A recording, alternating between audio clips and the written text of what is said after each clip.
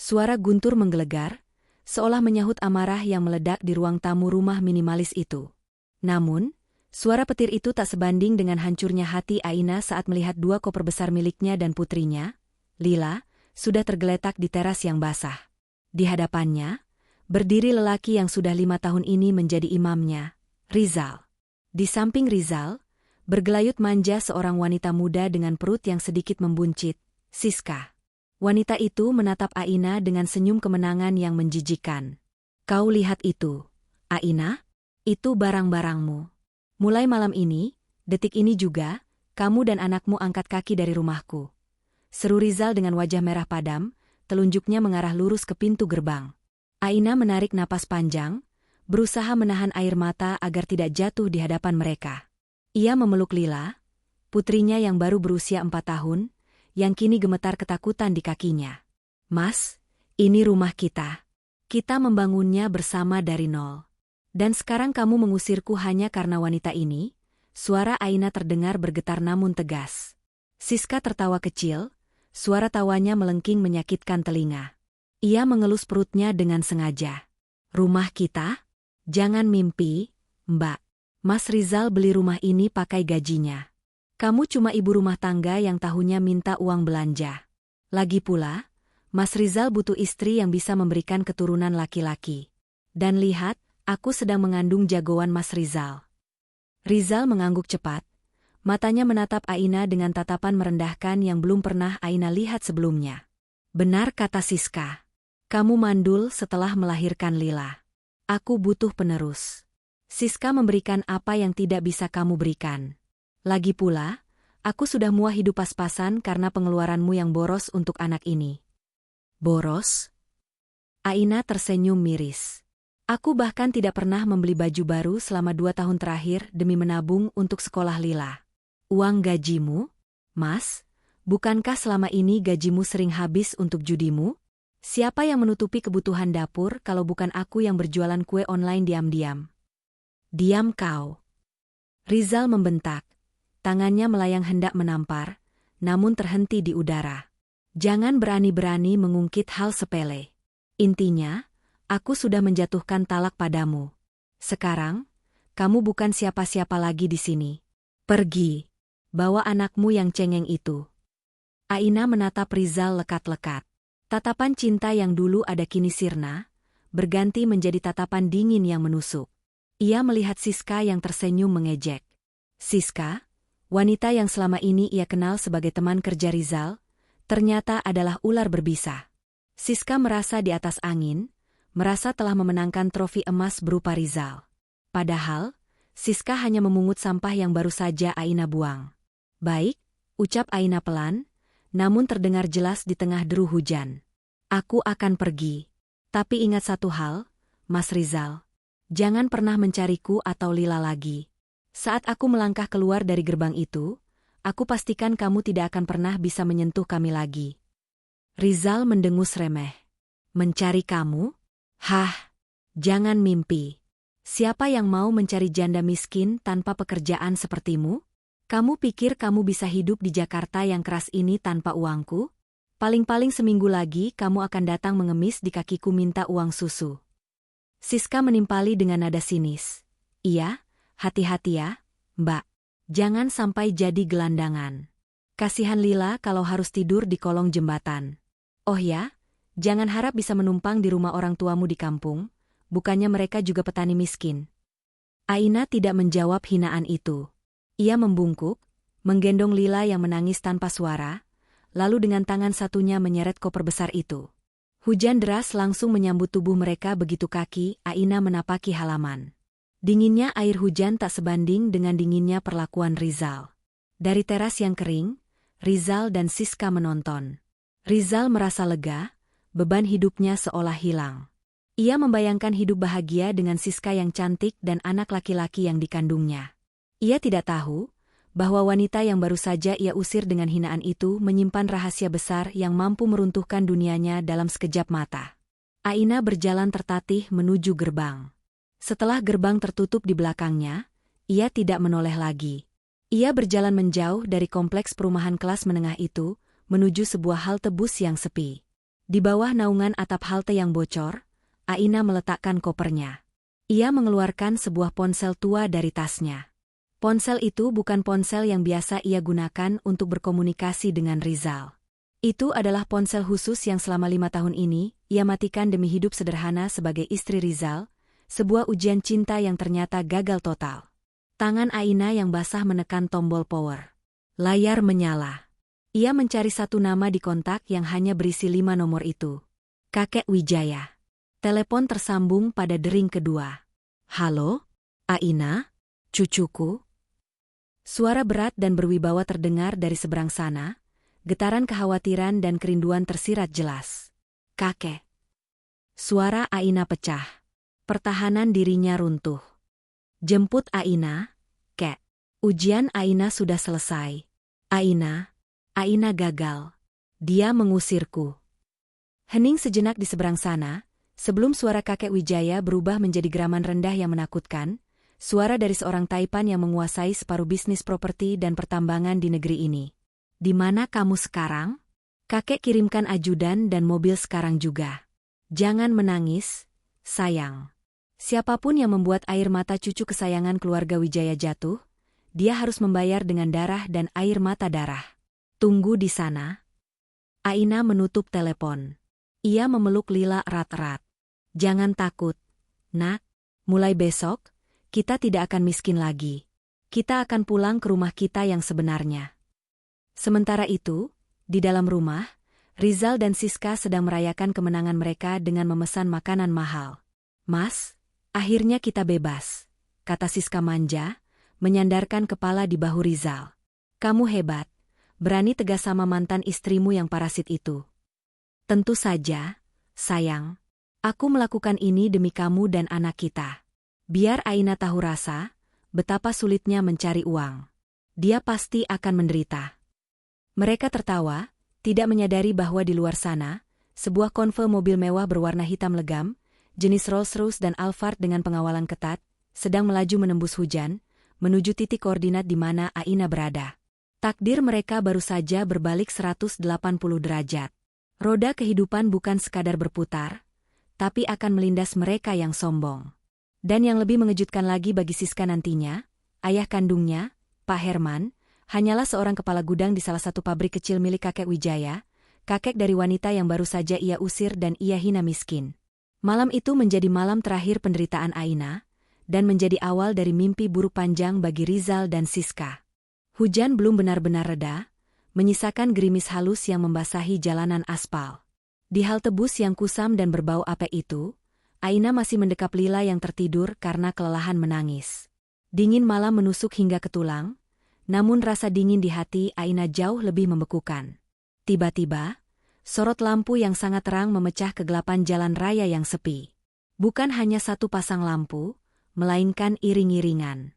Suara mesin halus namun bertenaga menderu mendekat. Aina mengangkat wajahnya, menyipitkan mata karena silau. Sebuah mobil sedan hitam mengkilap berjenis Rolls-Royce Phantom berhenti tepat di depan halte, diikuti oleh 2 mobil SUV Alphard hitam di belakangnya. Plat nomornya khusus, menandakan pemiliknya bukan orang sembarangan.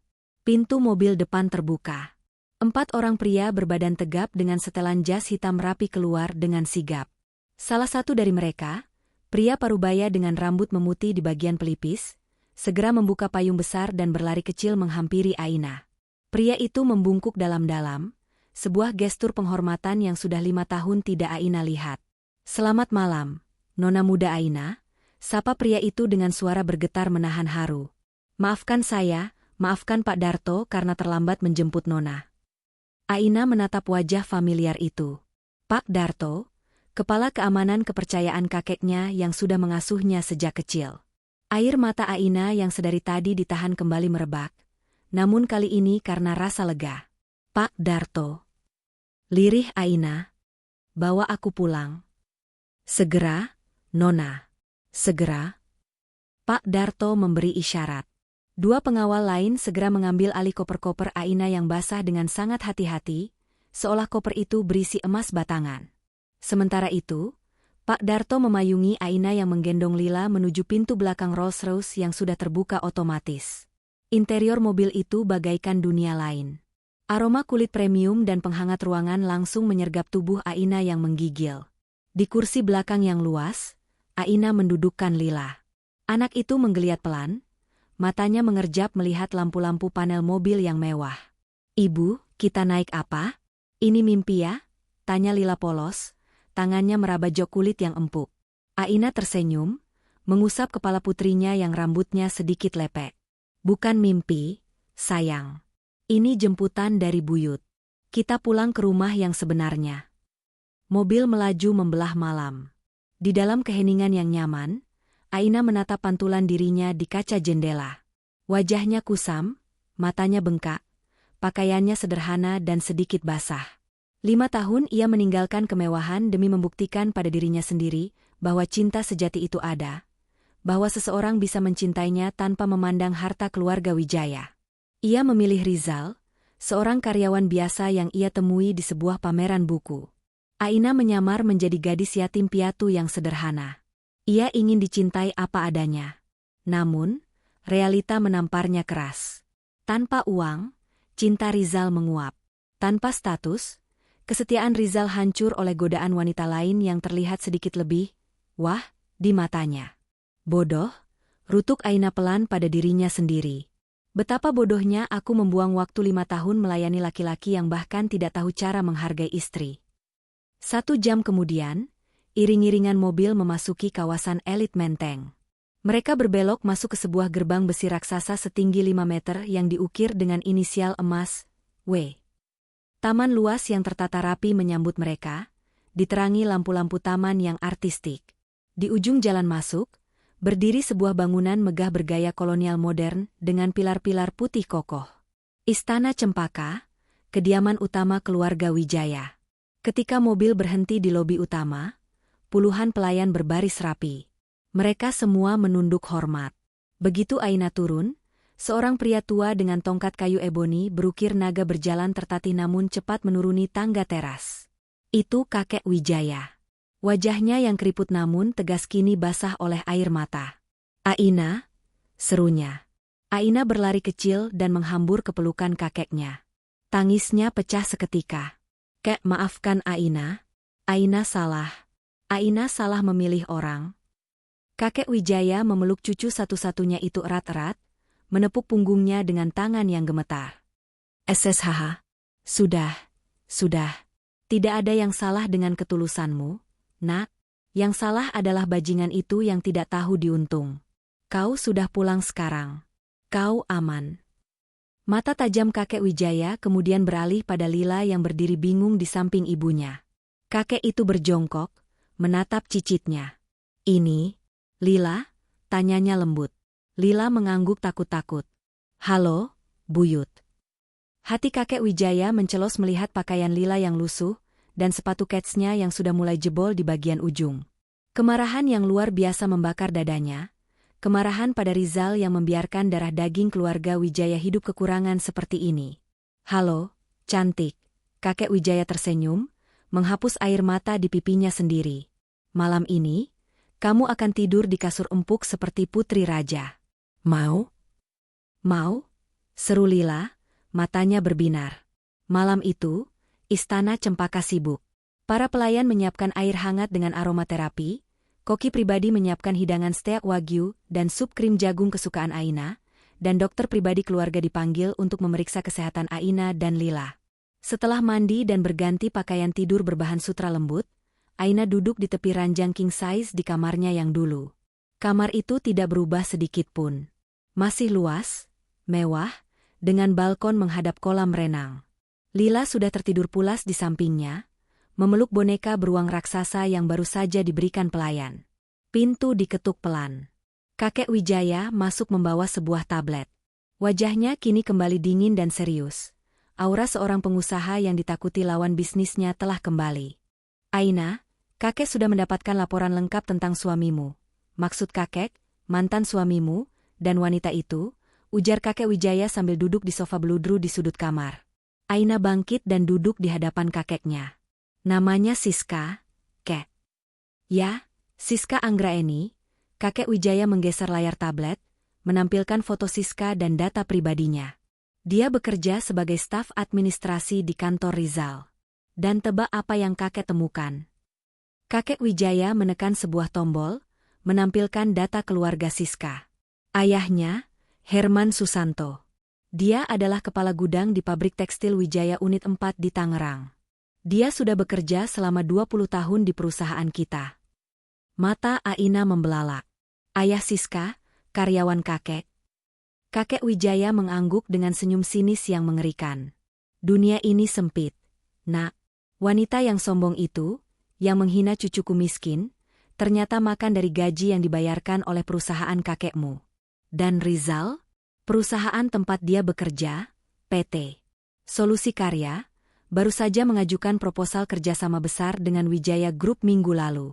Nasib mereka ada di ujung jari kakek. Kakek bisa hancurkan mereka besok pagi, lanjut kakek Wijaya, suaranya rendah namun penuh ancaman.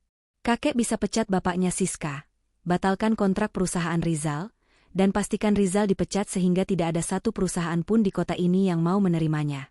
Kakek bisa buat mereka jadi gelandangan dalam 24 jam. Aina terdiam sejenak. Ia mengingat tatapan merendahkan Rizal. Ia mengingat tawa Siska saat mengelus perutnya. Ia mengingat bagaimana mereka melempar koper Aina ke tengah hujan. Jika kakek menghancurkan mereka besok, itu terlalu cepat.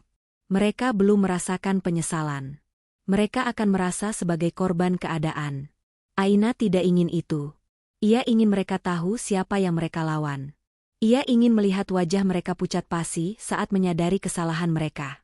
Jangan dulu, kek, ucap Aina perlahan. Tatapannya berubah tajam, bukan lagi tatapan istri yang pasrah, melainkan tatapan seorang pewaris tahta bisnis. Kenapa? Kakek Wijaya mengerutkan kening. Kalau kita hancurkan sekarang, mereka tidak akan paham kenapa mereka hancur. Mereka hanya akan berpikir itu nasib buruk. Aku ingin mereka terbang tinggi dulu, kek.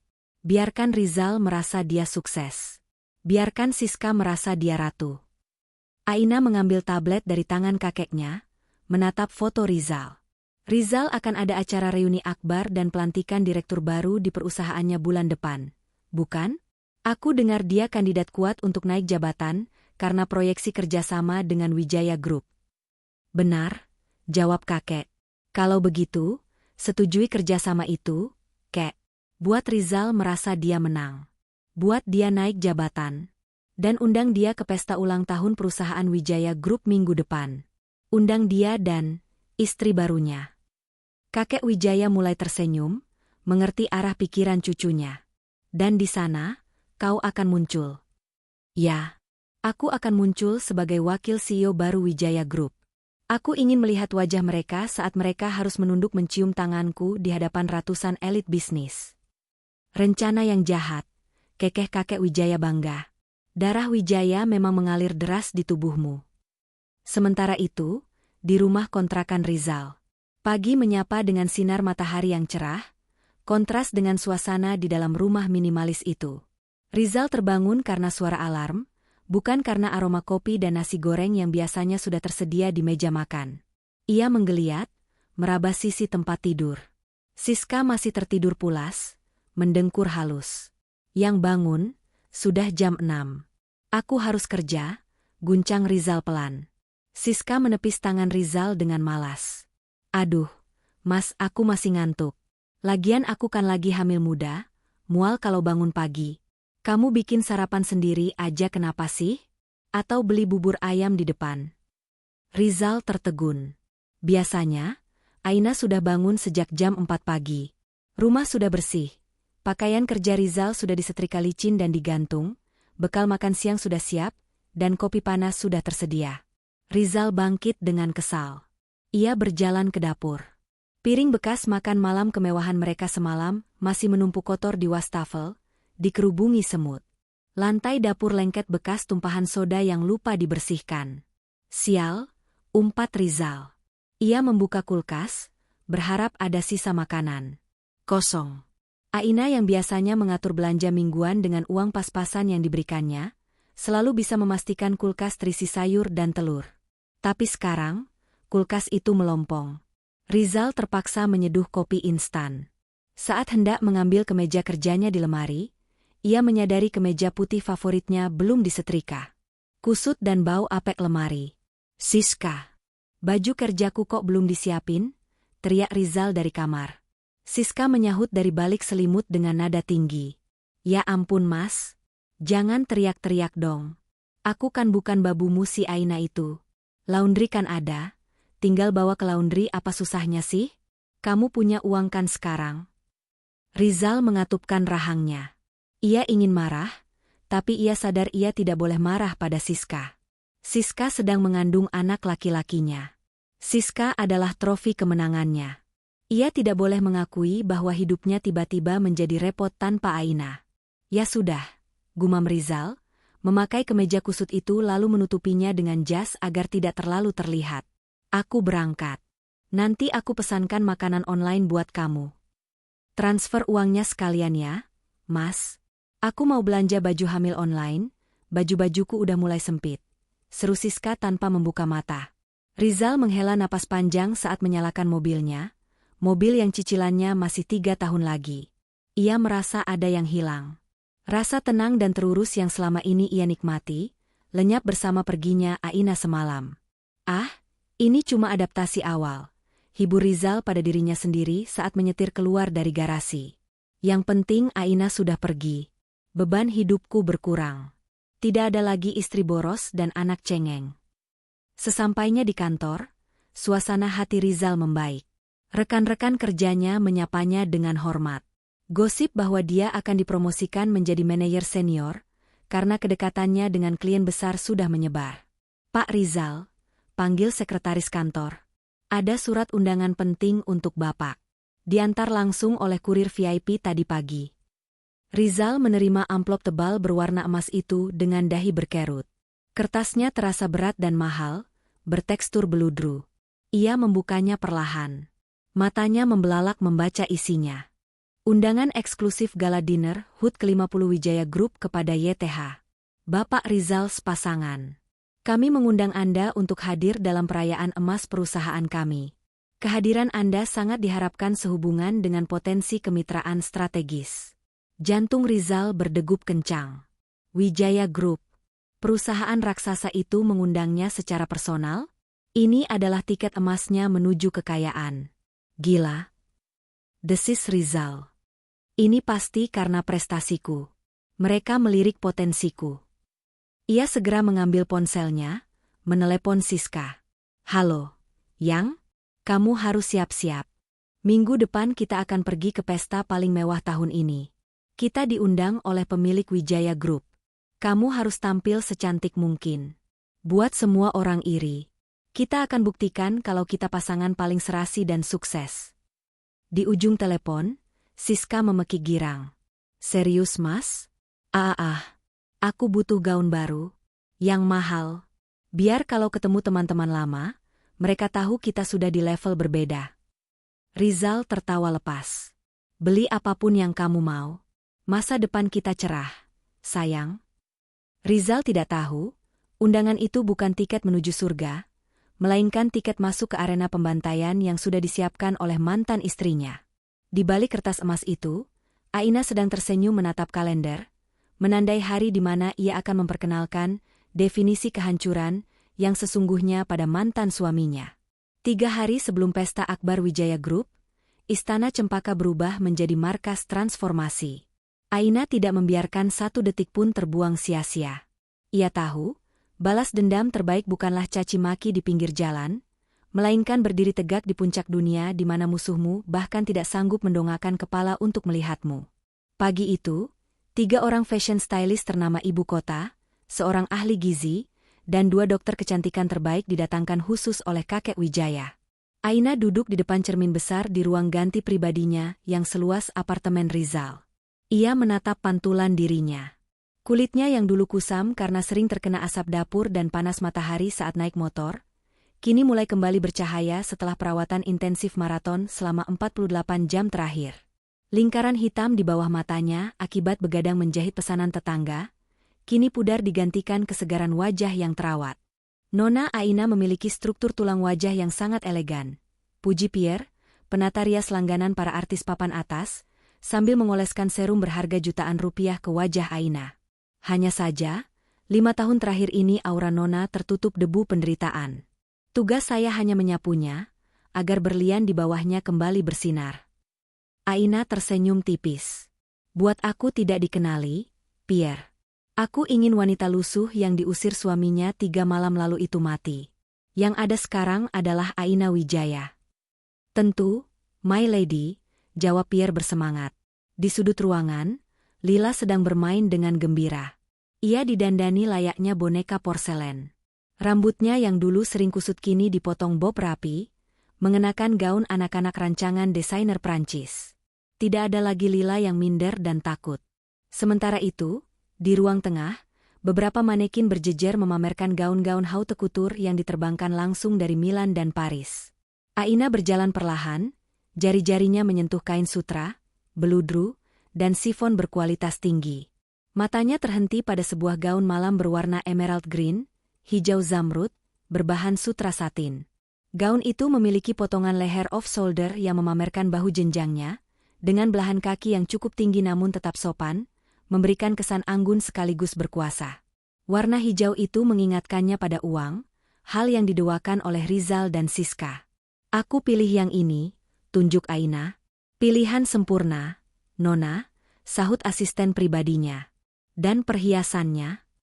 Keluarkan set, The Queen Esther, perintah Aina dingin. Para pelayan tersentak. Itu adalah set perhiasan berlian dan zamrud warisan nenek Aina yang nilainya bisa membeli satu kompleks perumahan tempat Rizal tinggal.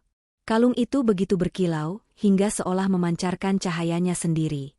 Saat aku memakainya nanti, gumam Aina sambil menatap kalung itu, aku ingin Rizal sadar bahwa wanita yang dia buang demi seorang sekretaris rendahan, adalah wanita yang lehernya dikalungi harga diri yang tak ternilai. Di sisi lain kota, di sebuah pusat perbelanjaan, Rizal sedang memegang kepalanya yang terasa pening. Ia berdiri di depan kasir sebuah butik gaun malam. Totalnya 25 juta rupiah. Pak, ucap kasir dengan ramah. Rizal menelan ludah. 25. Siska yang berdiri di sampingnya langsung merangkul lengan Rizal erat, memasang wajah memelas yang dibuat-buat. Mas, ini kan untuk acara Wijaya Group. Masa aku pakai baju murah?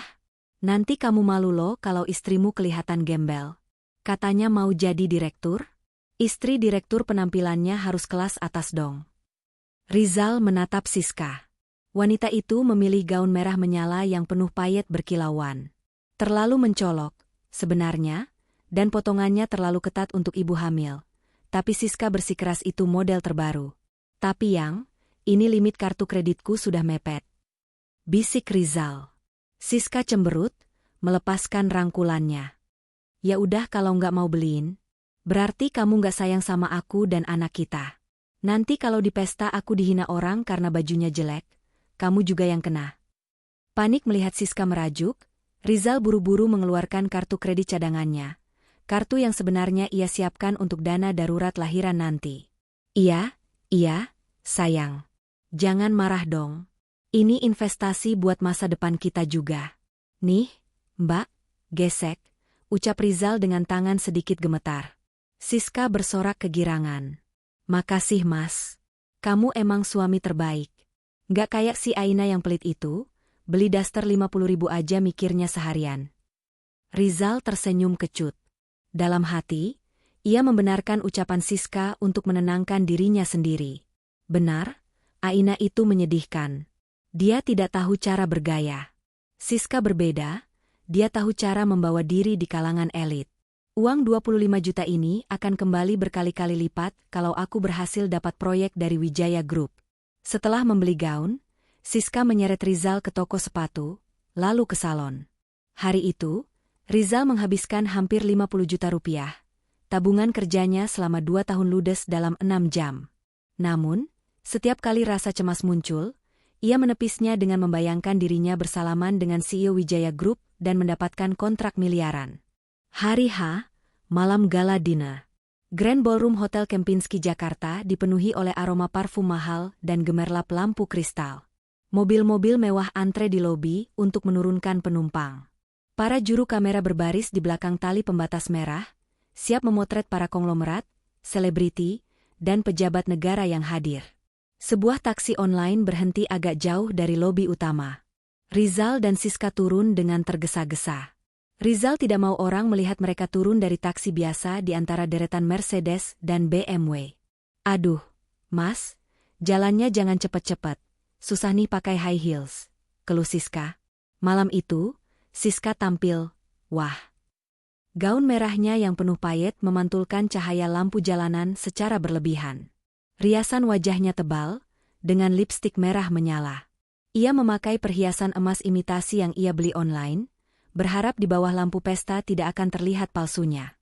Rizal mengenakan jas terbaiknya, yang ia beli saat menikah dengan Aina 5 tahun lalu, namun kini terasa agak sesak di bagian perut. Mereka berjalan menuju pintu masuk ballroom. Petugas keamanan yang berbadan tegap memeriksa undangan mereka. "Bapak Rizal dari PT Solusi Karya?" tanya petugas itu sambil memindai barcode di undangan. "Benar," jawab Rizal dengan dagu diangkat, berusaha terlihat penting. "Silakan masuk, Pak. Meja Anda ada di deretan tengah, nomor 45. Rizal menggandeng Siska masuk. Begitu pintu ballroom raksasa terbuka, mata mereka terbelalak. Kemewahan yang tersaji di depan mata melampaui imajinasi mereka. Langit-langit ruangan dihiasi ribuan bunga segar yang didatangkan dari Belanda. Meja-meja bundar ditata dengan piring berlapis emas. Para tamu yang hadir berbicara dengan suara rendah namun berkelas, gelas wine di tangan mereka. "Gila," bisik Siska, matanya jelalatan menatap kalung berlian yang dipakai seorang ibu pejabat di dekat pintu. "Mas, ini isinya orang kaya beneran semua. Kita beneran diundang ke sini?" "SST, jangan kampungan," tegur Rizal, meski kakinya sendiri gemetar gugup. "Kita pantas di sini. Ayo, kita cari minuman." Mereka berjalan membelah kerumunan. Rizal berusaha menyapa beberapa orang yang ia kenal, bos-bos kecil dari perusahaan lain, tapi mereka hanya mengangguk sekilas lalu kembali mengobrol dengan rekan mereka yang lebih penting. Siska merasa risih. Ia menyadari tatapan beberapa wanita sosialita yang mengarah padanya. Bukan tatapan kagum, melainkan tatapan aneh.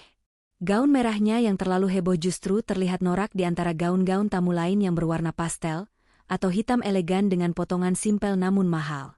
"Mas, kok mereka liatin aku gitu banget sih?" bisik Siska.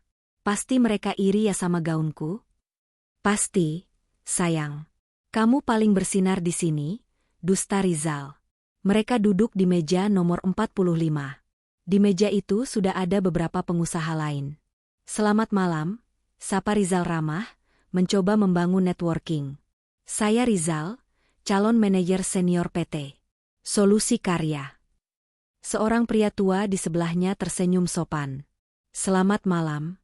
Saya Budi, pemilik Bank Arta." Rizal tercekat. Ia duduk semeja dengan pemilik bank. Keringat dingin mulai mengalir di punggungnya. Ia merasa sangat kecil. Siska, yang tidak tahu siapa itu Budi, malah sibuk selfie dengan latar belakang panggung megah untuk dipamerkan di Instagram story-nya dengan caption, "Dinner with Crazy Rich People. Level Up." Tiba-tiba, lampu ruangan meredup. Musik orkestra yang megah mulai bergaung, membungkam percakapan ribuan tamu. Sorot lampu spotlight mengarah ke panggung utama. Seorang MC pria dengan suara bariton naik ke podium. "Selamat malam, hadirin sekalian. Terima kasih telah hadir dalam perayaan 50 tahun Wijaya Group. Malam ini adalah malam yang istimewa, karena selain merayakan ulang tahun emas, pendiri kami, Bapak Wijaya Kusuma, akan mengumumkan sebuah pengumuman penting mengenai struktur kepemimpinan baru perusahaan." Tepuk tangan membahana. Rizal ikut bertepuk tangan kencang, berharap wajahnya terlihat antusias. "Dan sekarang," lanjut MC, "mari kita sambut Bapak Wijaya Kusuma beserta keluarga besar Wijaya." Pintu besar di samping panggung terbuka. Kakek Wijaya berjalan keluar dengan gagah, meski bertongkat. Di samping kanannya, ada beberapa kerabat. Namun, perhatian semua orang tertuju pada sosok wanita yang berjalan di sebelah kiri kakek Wijaya. Wanita itu mengenakan gaun hijau zamrud yang memukau. Rambutnya disanggul modern dengan hiasan sirkam berlian. Di lehernya, melingkar kalung zamrud dan berlian yang kilaunya menyilaukan mata bahkan dari jarak jauh. Wajahnya dingin, anggun, dan memancarkan aura kekuasaan yang absolut. Di tangan wanita itu, ia menggandeng seorang gadis kecil cantik yang memakai gaun putih seperti putri dongeng. Rizal menyipitkan matanya. Jarak panggung cukup jauh, sekitar 50 meter dari mejanya. Mas. Siska mencengkeram lengan Rizal dengan kuku-kukunya yang panjang. Suaranya gemetar hebat. Itu bukannya. Rizal menggelengkan kepala, mencoba menepis penglihatannya. Nggak mungkin. Jantung Rizal serasa berhenti berdetak saat layar raksasa LED di belakang panggung menampilkan wajah close-up keluarga Wijaya itu. Wajah wanita cantik di layar itu begitu familiar. Hidungnya, matanya, bibirnya. Itu adalah wajah yang selama 5 tahun ini, ia lihat bangun tidur dengan rambut acak-acakan. Itu adalah wajah yang 3 hari lalu ia ludahi dengan kata-kata kasar. Itu Aina. Tapi bukan Aina yang kusam. Itu adalah Aina versi Dewi Kayangan.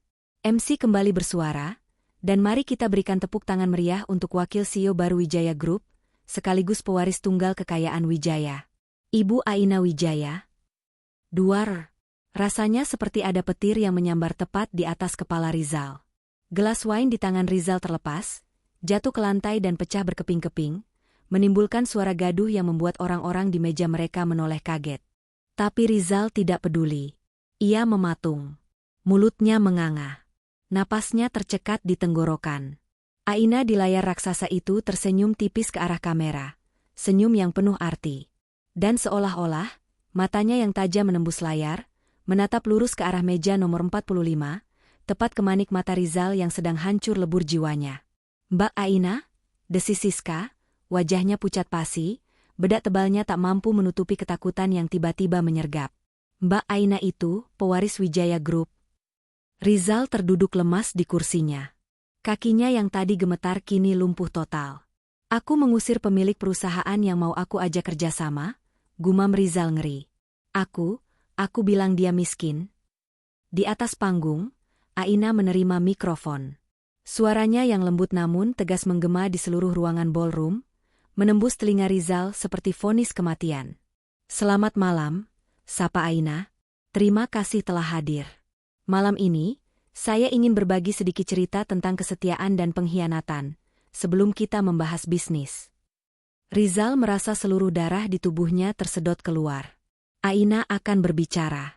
Dan Rizal tahu, ini adalah akhir dari hidupnya. Hening. Ribuan orang di dalam Grand Ballroom itu menahan napas, terpukau oleh karisma Aina yang berdiri di podium. Cahaya lampu sorot membuatnya tampak bersinar, kontras dengan kegelapan yang kini menyelimuti hati Rizal di meja nomor 45. Aina menatap lurus ke depan, tatapannya menyapu seluruh ruangan sebelum berhenti sekilas. Hanya sepersekian detik, ke arah meja di mana Rizal dan Siska duduk mematung. Senyum tipis tersungging di bibir merahnya, senyum yang tidak mencapai mata. Hadirin sekalian, suara Aina mengalun merdu, namun tegas, diperkuat oleh sistem suara tercanggih yang membuat setiap suku katanya terdengar jernih. Malam ini kita bicara tentang nilai. Dalam bisnis, kesalahan terbesar seorang investor bukanlah saat pasar saham anjlok.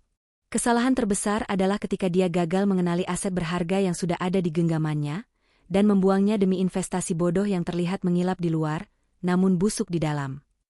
Tawa sopan terdengar dari beberapa tamu, mengira itu hanyalah metafora bisnis yang cerdas. Namun bagi Rizal, setiap kata itu bagaikan sabetan pedang yang menguliti kulitnya. Saya belajar ini dari pengalaman pribadi, lanjut Aina, tangannya perlahan membelai kepala Lila yang berdiri tenang di sampingnya. Ada seseorang yang pernah memiliki berlian mentah. Berlian itu memang belum digosok, terlihat kusam dan penuh debu. Orang itu membuang berlian tersebut ke jalanan saat hujan badai, hanya untuk memungut sebutir kaca pecah yang ia kira permata, karena berkilau terkena lampu jalan. Aina tertawa kecil, suara tawa yang dingin. Dan malam ini, saya berdiri di sini untuk menunjukkan pada orang itu, betapa indahnya berlian yang telah dia buang setelah digosok dengan benar. Tepuk tangan gemuruh membahana. Para tamu bersorak memuji filosofi Aina. Gila. Bisik Rizal. Keringat dingin membasahi kemejanya hingga tembus ke jas. Dia ngomongin aku. Dia ngomongin kita, Siska.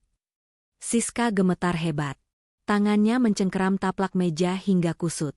Nggak mungkin, itu pasti orang lain yang mirip Aina. Aina itu kampungan, Mas. Aina itu bau bawang. Wanita di sana itu wangi uang. Nggak mungkin mereka orang yang sama. Siska berusaha menyangkal kenyataan. Karena mengakui wanita di panggung itu adalah Aina sama saja dengan mengakui bahwa hidupnya sudah tamat. Itu Aina, desis Rizal frustrasi. Lihat anak kecil itu. Itu Lila. Anakku. Di atas panggung, Aina menutup pidatonya. Nikmatilah pestanya. Dan bagi mereka yang pernah menyakiti keluarga Wijaya, selamat datang di neraka duniawi kalian. Terima kasih. Aina turun dari panggung dengan anggun, diikuti tepuk tangan yang tak kunjung henti. Ia berjalan menuju area VIP yang dibatasi tali bludru merah, tempat para konglomerat kelas kakap berkumpul. Rizal ingin kabur. Ia ingin menyeret Siska keluar dari ruangan itu sekarang juga, lari sejauh mungkin pindah keluar pulau. Tapi kakinya seolah dipaku ke lantai. Rizal. Sebuah tepukan keras di bahu membuat Rizal melonjak kaget. Jantungnya hampir copot. Ia menoleh dan melihat Pak Hendra, Direktur Utama PT Solusi Karya, bos besarnya, berdiri dengan wajah sumringah. Kamu pucat sekali? Sakit? Tanya Pak Hendra heran. Tidak, Pak. Cuma sedikit pusing, gagap Rizal. Jangan sakit dulu dong. Ini momen emas kita. Pak Hendra menarik lengan Rizal dengan semangat. Saya baru saja dapat info dari asisten Bu Aina. Katanya, Bu Aina ingin bertemu dengan perwakilan PT Solusi Karya secara khusus di area VIP sebelum memutuskan kontrak kerjasama. Ini kesempatanmu, Zal. Kamu kan yang memimpin proposal proyek ini. Ayo, kita ke sana sekarang. Mata Rizal melotot horor. Ke sana? Ketemu Bu Aina? Iya. Kenapa kamu bengong? Ayo ajak istrimu juga. Biar Bu Aina lihat kalau calon manajer kita punya keluarga yang harmonis. Istrimu cantik sekali malam ini, pasti Bu Aina suka. Puji Pak Hendra tanpa tahu bencana apa yang ia undang. Siska yang mendengar pujian itu sedikit terangkat egonya, meski ketakutan masih melanda. Naluri pamer Siska tiba-tiba muncul. Mungkin Aina sudah lupa? Atau mungkin Aina akan pura-pura tidak kenal demi menjaga image profesionalnya? Kalau aku bersikap manis, mungkin dia akan luluh? Pikir Siska naif. Ayo Mas, Siska berbisik, memaksakan senyum. Kita nggak bisa lari. Bosmu di sini. Kalau kita kabur, kamu dipecat. Benar. Rizal tidak punya pilihan. Seperti kerbau yang dicocok hidungnya, ia diseret oleh Pak Hendra menuju area VIP, menuju kandang singa. Setiap langkah terasa berat. Jarak 50 meter menuju area VIP terasa seperti perjalanan menuju tiang gantungan. Rizal melihat Aina sedang tertawa renyah sambil memegang gelas champagne, dikelilingi oleh para menteri dan CEO perusahaan multinasional. Aura kekuasaannya begitu nyata, hingga membuat Rizal merasa seperti debu. Permisi, Bu Aina, sapa Pak Hendra dengan suara penuh hormat saat mereka tiba di hadapan Aina. Aina perlahan memutar tubuhnya. Gelas kristal di tangannya berputar pelan. Ia menatap Pak Hendra dengan ramah, lalu tatapannya beralih ke Rizal dan Siska. Seketika, suhu udara di sekitar mereka terasa turun 10 derajat. Rizal menunduk, tidak berani menatap mata mantan istrinya. Siska mencoba tersenyum kaku, tangannya memegang perut buncitnya sebagai tameng. Pak Hendra dari Solusi Karya, ucap Aina, suaranya halus namun tajam. Dan ini Rizal, Bu. Karyawan terbaik saya yang menangani proposal kerjasama kita. Dan ini istrinya, Pak Hendra memperkenalkan dengan bangga. Karyawan terbaik. Aina mengangkat alisnya yang terbentuk sempurna. Ia melangkah maju satu langkah, mendekat ke arah Rizal. Aroma parfum mawar mewah dan oud dari tubuh Aina menusuk hidung Rizal, aroma yang jauh berbeda dari bau minyak telon yang biasa ia cium dulu. Angkat kepalamu, Pak Rizal, perintah Aina pelan. Rizal mengangkat wajahnya dengan gemetar. Mata mereka bertemu. Di mata Aina, tidak ada lagi cinta, tidak ada lagi kesedihan. Hanya ada tatapan seorang ratu yang melihat hama Ari. "Selamat malam, Bu Aina," suara Rizal serak, hampir tak terdengar. "Kita pernah bertemu sebelumnya?" tanya Aina dengan nada pura-pura berpikir. "Wajahmu mengingatkan saya pada seseorang. Seseorang yang sangat tidak tahu diuntung." Pak Hendra tertawa canggung, mengira itu lelucon. "Ah, Ibu bisa saja. Rizal ini orangnya setia dan pekerja keras, Bu." "Setia?" Aina tertawa. Kali ini tawanya terdengar mengerikan di telinga Rizal. Ia menatap Siska dari ujung kaki ke ujung kepala. Tatapannya berhenti pada gaun merah Siska yang mencolok. "Gaun yang menarik," komentar Aina datar. "Merah menyala. Seperti lampu peringatan bahaya. Tapi sayang." Aina mendekatkan wajahnya ke telinga Siska, berbisik pelan namun cukup keras untuk didengar Rizal. "Jahitannya kasar. Payet plastik murahan. Sama seperti pemakainya. Terlihat mahal dari jauh, tapi sampah dari dekat." Wajah Siska memerah pada menahan malu dan marah, tapi ia tidak berani membalas. Ia dikelilingi pengawal berbadan besar. Lila, yang berdiri di samping Aina, tiba-tiba menarik gaun ibunya. "Mama, itu kan om jahat yang buang boneka Lila ke tempat sampah." Lila menunjuk lurus ke wajah Rizal. Suasana hening seketika di lingkaran kecil itu. Senyum Pak Hendra lenyap. "Maksudnya gimana, Bu?" Aina tersenyum miring. Ia berjongkok menyamakan tingginya dengan Lila, namun matanya tetap terkunci pada Rizal. "Betul sayang. Om ini memang jahat. Tapi tenang saja, sekarang om ini tidak bisa menyakiti kita lagi. Karena om ini sekarang sedang berdiri di rumah kita, memakan makanan kita, dan nasibnya ada di tangan Mama." Aina kembali berdiri tegak, menatap Rizal dengan tatapan mematikan. "Rizal," panggil Aina, kali ini tanpa embel-embel bapak. "Bagaimana rasanya tidur di kasur barumu? Nyenyak?" "Oh ya, saya dengar kamu mengusir istrimu saat hujan badai 3 hari lalu, karena kamu merasa dia miskin dan mandul." Pak Hendra melongo. Ia menatap Rizal dengan tatapan bertanya-tanya. "Jal, apa maksud Bu Aina?" Rizal berkeringat deras. "Bu, tolong jangan di sini. Mohonnya lirih." "Kenapa malu?" Aina tersenyum manis, senyum iblis. "Bukankah kamu bangga dengan pelakor? Maksud saya, istri barumu ini? Katanya dia bisa memberimu anak laki-laki? Katanya dia lebih berkelas daripada mantan istrimu yang parasit itu." Aina melangkah lebih dekat lagi, hingga jarak wajah mereka hanya beberapa sentimeter. "Dengar baik-baik, Rizal. Wanita yang kamu usir itu, yang kamu hina miskin, adalah pemilik gedung tempat kamu berdiri sekarang. Dan uang yang kamu pakai untuk membeli gaun norak pelakor ini, itu mungkin uang terakhir yang akan pernah kamu pegang dalam jumlah banyak." Rizal jatuh berlutut. Kakinya tak kuat lagi menopang tubuhnya. Rasa malu, takut, dan penyesalan bercampur menjadi satu. Orang-orang di sekitar VIP mulai menoleh, berbisik-bisik melihat drama itu. "Aina, maafkan aku hilaf, demi Allah aku hilaf." Racau Rizal mencoba meraih ujung gaun Aina. Aina mundur selangkah, menghindari sentuhan Rizal seolah tangan itu penuh kuman penyakit. "Jangan sentuh gaunku. Harganya lebih mahal dari harga dirimu," ucap Aina dingin. Kemudian Aina menoleh pada Siska yang sudah menangis tanpa suara karena ketakutan. "Dan kamu, Siska Anggraeni," Aina menyebut nama lengkapnya. "Anak dari Pak Herman, kepala gudang pabrik kakekku di Tangerang." Mata Siska terbelalak lebar.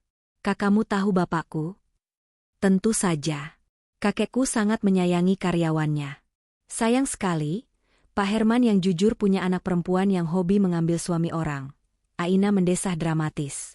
"Kira-kira, bagaimana perasaan Pak Herman kalau tahu anak kebanggaannya, yang katanya kerja kantoran di Jakarta, ternyata cuma jadi perusak rumah tangga orang? Dan lebih parahnya lagi, dia menghina cucu dari bos ayahnya sendiri."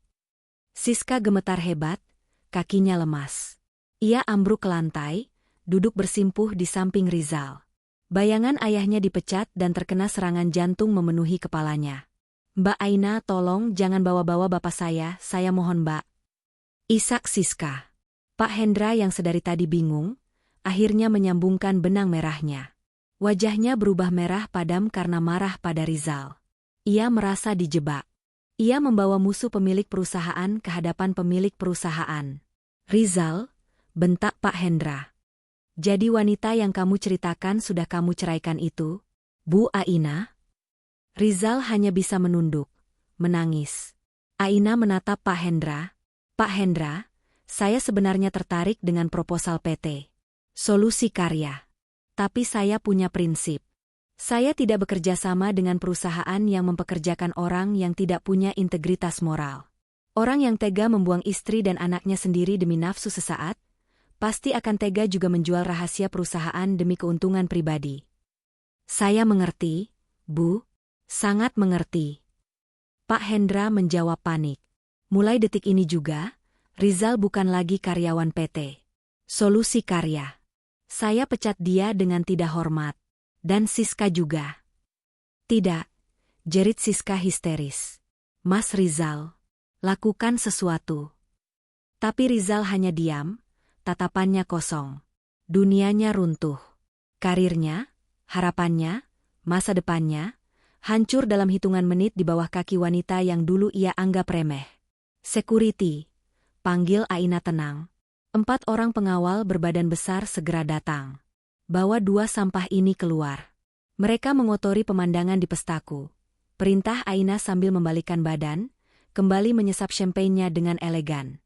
Aina tunggu. Kita bisa bicara, teriak Rizal saat lengannya ditarik kasar oleh security. Lila, ini ayah, nak, ayah sayang Lila. Lila hanya menatap datar, lalu memegang tangan Aina. Ayo Ma, kita makan kue. Lila lapar. Aina tersenyum pada putrinya, sama sekali tidak menoleh ke belakang di mana mantan suami dan istri barunya sedang diseret keluar seperti kriminal di hadapan ratusan pasang mata elit Jakarta. Di luar gedung, hujan mulai turun lagi. Rizal dan Siska dilempar keluar lobi hotel, jatuh tersungkur di aspal basah. Gaun mahal Siska robek, jas Rizal kotor oleh lumpur. Mereka kembali ke titik nol. Tidak, mereka berada di minus. Tanpa pekerjaan, tanpa uang, dan dengan ancaman yang jauh lebih besar menanti di depan mata. Matahari pagi menembus celah gorden kamar yang tidak rapat, menyorot langsung ke wajah Rizal yang tertidur di lantai karpet ruang tamu. Ia mengerjap, kepalanya berdenyut hebat. Selama beberapa detik pertama, ia berharap kejadian semalam hanyalah mimpi buruk. Mimpi di mana ia dipermalukan, dipecat, dan diusir. Namun, saat matanya menangkap onggokan kain merah, gaun mahal Siska, yang tergeletak kotor dan robek di sudut ruangan, realitas menghantamnya seperti palu godam. Itu bukan mimpi. Itu nyata. Aina adalah pewaris Wijaya Group. Dan dia, Rizal, baru saja kehilangan segalanya. Arg! Rizal berteriak frustrasi, melempar bantal sofa ke dinding. Siska keluar dari kamar tidur dengan mata bengkak dan rambut kusut. Wajahnya pucat tanpa make-up, jauh berbeda dari tampilan glamornya semalam. Mas, jangan teriak-teriak, kepalaku sakit, rengek Siska sambil memegangi perutnya. Rizal menatap Siska dengan tatapan nyalang. Rasa cinta dan nafsu yang dulu ia rasakan pada wanita ini mendadak menguap, digantikan oleh rasa jijik dan penyesalan. Jika bukan karena rayuan Siska, jika bukan karena Siska memaksanya membeli gaun sialan itu, mungkin ia masih punya tabungan. Mungkin ia tidak akan sebangkrut ini. Sakit? Rizal tertawa sinis. Kamu pikir cuma kamu yang sakit? Lihat ponselmu. Lihat apa yang terjadi. Rizal melempar ponselnya sendiri ke sofa. Di layar, terpampang email dari HRD PT Solusi Karya yang masuk pukul 8 pagi tadi. Surat pemutusan hubungan kerja, PHK, dengan tidak hormat. Alasan, pelanggaran etika berat dan pencemaran nama baik perusahaan di hadapan klien utama. Aku dipecat. Siska. Tanpa pesangon. Tanpa surat rekomendasi kerja. Kamu tahu artinya apa? Namaku sudah masuk daftar hitam. Tidak akan ada perusahaan bona fide yang mau mempekerjakan orang yang bermasalah dengan Wijaya Group. Siska gemetar membaca email itu. Terus kita makan apa? Mas? Cicilan mobil gimana? Kontrakan rumah ini jatuh tempo bulan depan. Mana aku tahu, bentak Rizal. Kamu kan yang pintar ngatur gaya? Kamu kan yang minta gaun 25 juta? Sekarang kamu makan itu gaun. Kok kamu nyalahin aku? Siska mulai menangis histeris.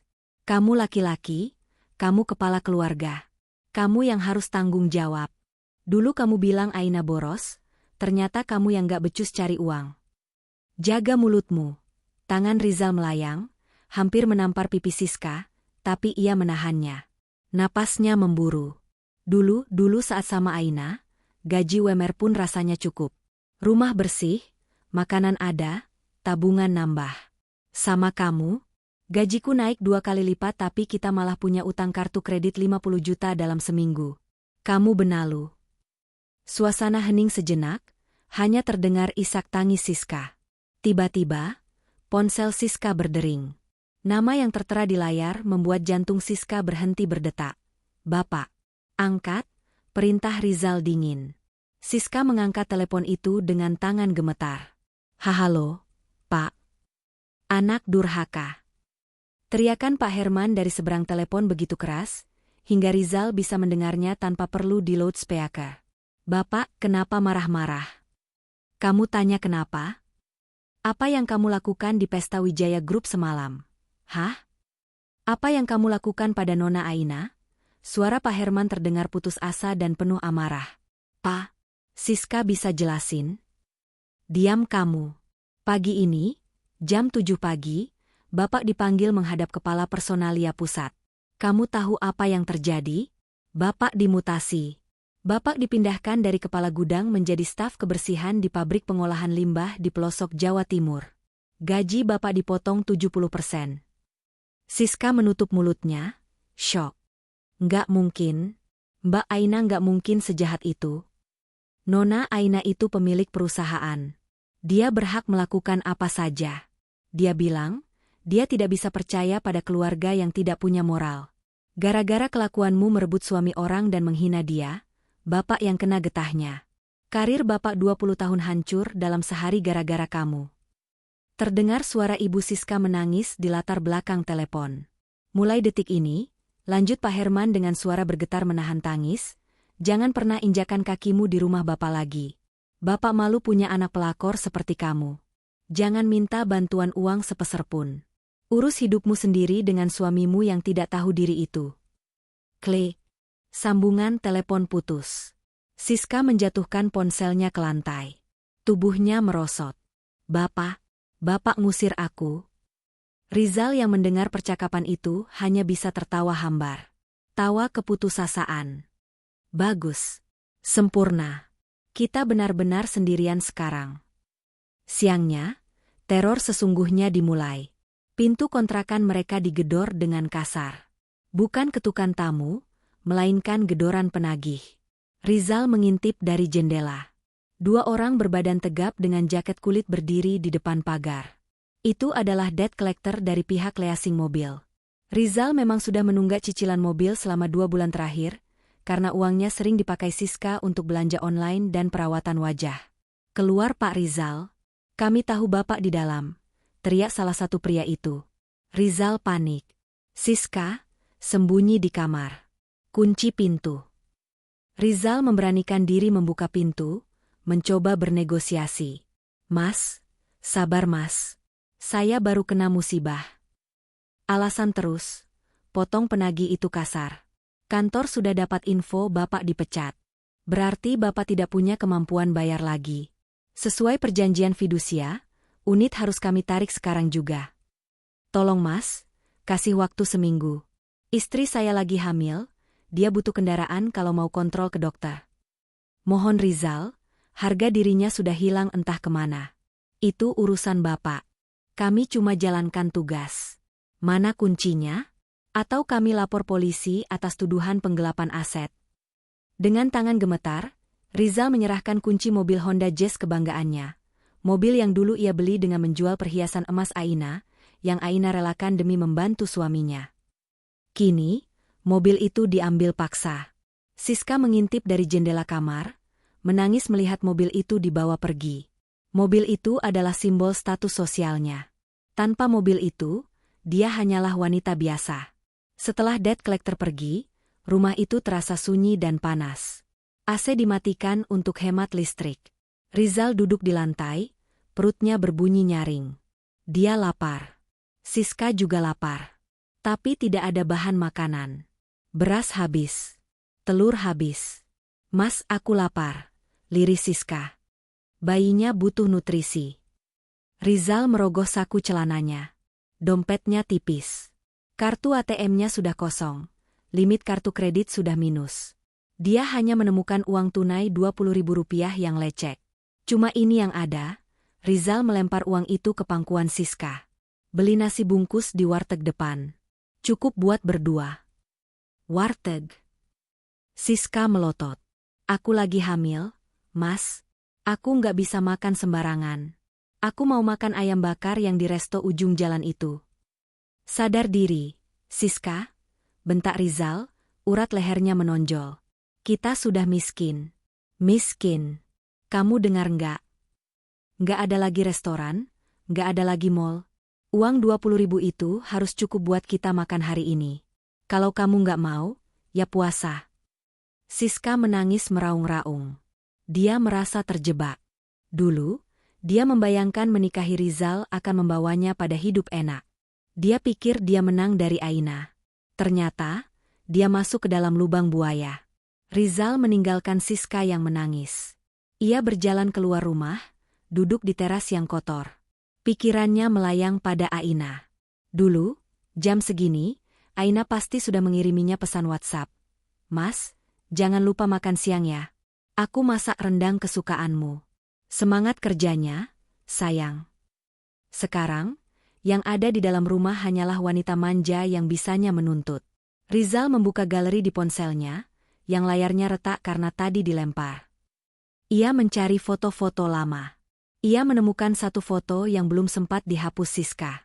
Foto Aina dan Lila sedang tertawa di taman kecil rumah mereka dulu, memakai baju sederhana tapi wajah mereka bahagia. Aina, bisik Rizal, air mata menetes membasahi layar ponsel. Apa yang sudah aku lakukan? Rizal mencoba, dengan sisa-sisa keberaniannya, untuk menelepon nomor lama Aina. Nomor yang dulu ia blokir. Tut, tut, masih aktif. Jantung Rizal berdebar. Apakah Aina mau mengangkatnya? Apakah Aina mau memaafkannya? Panggilan tersambung. Halo? Suara itu bukan suara Aina. Itu suara berat seorang pria. Pak Darto, kepala keamanan Aina. Halo, bisa bicara dengan Aina? Ini Rizal. Terdengar tawa kecil dari seberang sana. Oh, mantan suami Nona Aina. Maaf, Bung. Nona Aina sedang meeting dengan investor dari Singapura. Dan beliau berpesan, jika nomor sampah ini menelepon, saya disuruh menyampaikan satu hal. Apa-apa itu? Tanya Rizal penuh harap. Nona Aina bilang, nikmati nasi bungkusmu selagi bisa. Karena minggu depan, pengacara saya akan datang untuk menuntut ganti rugi atas harta Gonogini yang kamu gelapkan selama pernikahan. Selamat siang. Klik. Rizal menjatuhkan ponselnya lagi. Tubuhnya lemas seperti agar-agar. Tuntutan harta Gonogini? Rumah ini, rumah yang dia tempati bersama Siska. Meskipun statusnya kredit, tapi uang mukanya berasal dari tabungan bersama dengan Aina dulu. Jika Aina menuntut, Rizal bisa kehilangan tempat berteduh terakhirnya. Di dalam rumah, Siska berteriak lagi. Mas! Token listrik bunyi. Habis pulsanya. Mas! Rizal menutup telinganya rapat-rapat, membenamkan wajah di antara kedua lututnya, dan menangis sejadi-jadinya di teras rumah. Sementara di langit, awan mendung mulai berkumpul, seolah alam pun menertawakan kehancurannya. Jauh di sana, di kantor pusat Wijaya Group yang berada di lantai 40 gedung pencakar langit, Aina berdiri menghadap jendela kaca raksasa, melihat pemandangan kota Jakarta dari ketinggian. Di tangannya ada segelas teh hangat. Wajahnya tenang, tidak ada dendam yang meledak-ledak, hanya ketenangan yang menghanyutkan. Pak Darto sudah sampaikan pesannya. Nona, lapor Pak Darto yang berdiri di belakangnya. Bagaimana reaksinya? Tanya Aina tanpa menoleh. Terdengar seperti orang yang mau mati. Nona? Aina menyesap tehnya. Bagus. Biarkan dia merasakan ketakutan setiap kali telepon berbunyi. Biarkan dia merasakan bagaimana rasanya tidak punya pegangan hidup.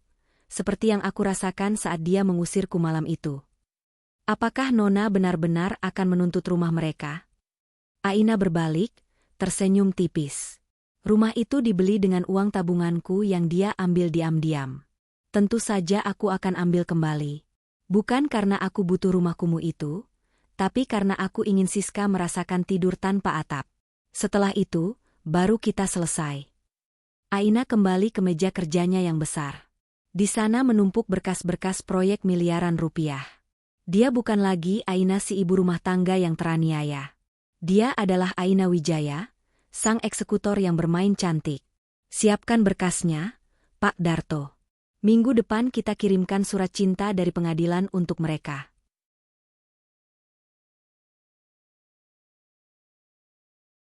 Satu minggu. Hanya butuh waktu 1 minggu bagi Rizal untuk merasakan bagaimana rasanya neraka dunia. Rumah minimalis tipe 45 yang dulu ia banggakan sebagai simbol kesuksesannya, kini terasa seperti penjara yang pengap. Listrik sudah diputus PLN sejak 2 hari lalu, karena Rizal tidak sanggup membayar tunggakan 3 bulan sekaligus dendanya. Di malam hari, mereka hanya diterangi oleh lilin-lilin batang murah yang apinya meliuk-liuk tertiup angin dari jendela yang kawat nyamuknya mulai sobek. Udara di dalam rumah terasa panas dan lembab. Tumpukan piring kotor di wastafel mulai mengeluarkan bau busuk yang menyengat, mengundang lalat pesta pora. Tidak ada lagi Aina yang rajin membersihkan sisa makanan. Siska? Wanita yang sedang hamil muda itu hanya berbaring di sofa lusuh, mengipas-ngipas dirinya dengan potongan kardus bekas, sambil terus-menerus mengeluh. Panas banget sih, Mas. Kamu nggak bisa apa minjam uang ke temanmu buat bayar listrik? Bayi di perutku bisa kepanasan. Omel Siska dengan nada tinggi yang kini menjadi sarapan sehari-hari Rizal. Rizal duduk di lantai, bersandar pada dinding yang catnya mulai mengelupas. Wajahnya kusam, brewoknya tumbuh tidak terawat. Matanya cekung kurang tidur. Sudah aku coba, Siska, jawab Rizal dengan suara parau, tanpa tenaga. Aku sudah menghubungi Raka, Doni, bahkan si Budi. Semuanya memblokir nomorku begitu tahu aku dipecat Wijaya Group. Nggak ada yang mau bantu orang yang cari masalah sama keluarga konglomerat. Terus kita mau gini terus? Mati pelan-pelan? Siska melempar kardus kipasnya ke arah Rizal. Tahu gini aku nggak sudi nikah sama kamu. Katanya manajer, katanya calon direktur. Ternyata cuma pecundang. Diam. Rizal meledak. Ia bangkit berdiri, menunjuk wajah Siska dengan jari telunjuk yang gemetar. Kamu yang bikin aku begini. Kalau kamu nggak minta gaun sialan itu, kalau kamu nggak menghina Aina di pesta itu, kita masih aman. Kamu yang bawa sial. Aku? Siska membelalak, lalu tertawa histeris. Ngaca, Mas. Kamu yang selingkuh. Kamu yang gatal. Kamu yang buang istri solehah demi aku. Sekarang kamu nyesel? Telat. Pertengkaran mereka terhenti oleh suara deru mobil yang berhenti tepat di depan pagar rumah. Bukan 1 mobil, tapi 2. Rizal dan Siska saling pandang. Jantung mereka berdegup kencang. Apakah debt collector lagi? Harta apa lagi yang mau diambil? TV sudah dijual kemarin untuk beli beras. Kulkas sudah kosong. Rizal mengintip dari balik gorden. Sebuah sedan hitam mewah dan sebuah mobil van bertuliskan, Kantor Hukum Barata Rekan, terparkir. 4 orang pria turun. 3 di antaranya memakai seragam dinas berwarna coklat, petugas pengadilan, dan 1 orang pria perlente dengan setelan jas biru tua yang licin, membawa tas kulit tebal. Mati aku. Desis Rizal. Kakinya lemas seketika. Siapa itu, Mas? Tanya Siska panik. Belum sempat Rizal menjawab, pintu pagar diketuk dengan sopan namun tegas. Selamat siang. Kami dari kuasa hukum Ibu Aina Wijaya, didampingi jurusita pengadilan negeri. Suara itu terdengar seperti vonis mati. Rizal dengan langkah gontai membuka pintu utama. Cahaya matahari siang yang terik langsung menampar wajahnya, menyilaukan mata yang terbiasa dalam kegelapan rumah. Pria berjas biru itu tersenyum tipis. Senyum profesional yang tidak mengandung empati sedikitpun. Ia menyerahkan sebuah map merah. "Bapak Rizal?" tanya pengacara itu. "Perkenalkan, saya Adrian, kuasa hukum Ibu Aina. Sesuai dengan somasi yang sudah kami kirimkan 3 hari lalu, yang sepertinya Bapak abaikan, hari ini kami datang untuk melakukan eksekusi aset." "Eksekusi aset?" Rizal menelan ludah yang terasa pahit. "Tapi, ini rumah saya. Sertifikatnya atas nama saya." Adrian tertawa kecil, lalu membuka map merah itu dan menunjukkan lembaran-lembaran bukti transfer rekening koran yang sudah distabilo warna kuning. "Benar, sertifikat atas nama Bapak. Tapi, berdasarkan bukti audit forensik keuangan yang kami lakukan, uang muka, DP, sebesar 150 juta rupiah untuk pembelian rumah ini pada tahun 2020 berasal dari penjualan perhiasan emas dan pencairan deposito milik Ibu Aina Wijaya. Ditambah lagi, cicilan bulanan selama 2 tahun pertama dibayar menggunakan transfer dari rekening Ibu Aina. Bapak hanya menumpang nama." Wajah Rizal pucat pasi, darah seolah berhenti mengalir di wajahnya. Ia ingat itu. Dulu, Aina memang menjual semua emas warisan neneknya, demi membantu Rizal membeli rumah ini agar mereka tidak mengontrak lagi. Aina melakukannya dengan ikhlas, demi rumah tangga mereka. Rizal tidak pernah menyangka keikhlasan itu tersimpan rapi dalam bukti transaksi bank. "Jadi," lanjut Adrian tegas, menutup mapnya. "Secara hukum, rumah ini adalah harta gonogini yang diperoleh dari dana istri. Dan karena Bapak terbukti melakukan penelantaran istri dan anak serta perzinahan yang mengakibatkan perceraian, Pengadilan Agama telah memutuskan dalam sidang kilat kemarin, yang Bapak tidak hadiri, bahwa hak kepemilikan rumah ini jatuh sepenuhnya kepada Ibu Aina sebagai pengganti nafkah iddah dan mut'ah yang Bapak tidak mampu bayar." "Sidang? Kapan ada panggilan sidang?" Rizal berteriak putus asa. "Panggilan sudah dikirim ke alamat kantor lama Bapak dan ke email Bapak.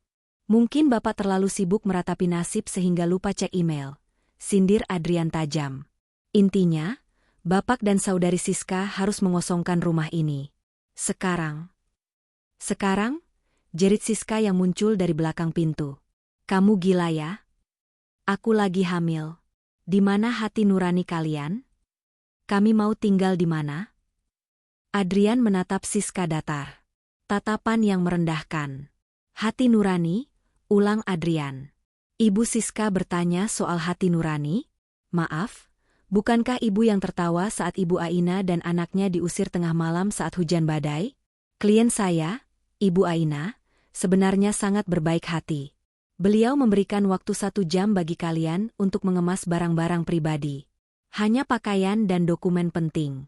Perabotan, elektronik, dan aset lain yang dibeli selama pernikahan adalah milik Ibu Aina." 1 jam? Rizal jatuh berlutut di teras. "Pak, tolong Pak, kasih kami waktu seminggu, sehari saja." Adrian melirik jam tangan Rolexnya. "Waktu berjalan, Pak Rizal. Kalau dalam 1 jam kalian belum keluar, petugas kami akan membantu mengeluarkan barang-barang kalian ke jalanan. Dan percayalah, mereka tidak akan selembut kuli panggul." Rizal menangis. Air matanya tumpah membasahi lantai teras yang kotor. Kehancuran total. Ia benar-benar tidak punya apa-apa lagi. "Mas, jangan cengeng dong. Lakukan sesuatu," teriak Siska, mengguncang bahu Rizal. Rizal menepis tangan Siska kasar. Ia menatap istri barunya itu dengan tatapan penuh kebencian. "Lakukan apa? Hah? Kamu nggak dengar? Kita diusir. Ini semua gara-gara kamu. Kalau aku nggak nikah sama kamu, aku masih hidup enak sama Aina. Aku masih punya rumah. Aku masih punya mobil. Kamu perusak segalanya." "Oh, jadi kamu nyalahin aku lagi?" Siska mundur selangkah, matanya menyala marah. Tiba-tiba, ekspresi panik di wajah Siska berubah menjadi ekspresi dingin dan penuh perhitungan. Siska melihat sekeliling. Rumah ini akan disita. Rizal sudah dipecat. Mobil sudah ditarik. Rizal tidak punya masa depan. Jika Siska tetap bersama Rizal, dia akan ikut jadi gelandangan. Dia akan melahirkan di kolong jembatan. Otak licik Siska bekerja cepat. "Oke, ucap Siska tenang. Terlalu tenang. Oke apa? Tanya Rizal bingung. Oke, kalau kamu merasa aku beban. Kalau kamu merasa aku perusak. Kita selesai, kata Siska tegas. Rizal melongo. Maksudmu? Kita cerai. Atau setidaknya, aku pergi dari hidupmu. Kamu mau ninggalin aku?